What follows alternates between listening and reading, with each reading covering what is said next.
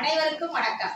என் பெயர் சு. எழிலரசி, தலைமை ஆசிரியர், ஊராட்சி ஒன்றிய தொடக்கப்பள்ளி சா. ஐயம்பாளையம், வண்ணச்சநல்லூர் ஒன்றியம், திருச்சிராப்பள்ளி மாவட்டம்.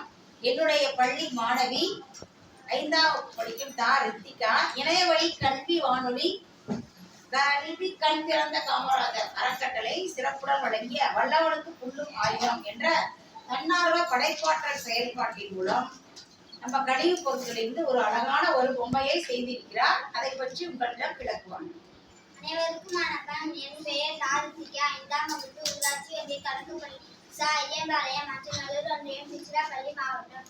நான் 2 தேங்காய் ஓடை எடுத்தேன். அதில் கருப்பு நிற பெயிண்டை அடித்தேன்.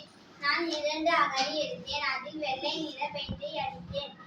நான் என்ற கம் எடுத்தேன். அதை வட்டமாக ஊற்றினேன். அழகான சிவன் கிடைத்தது.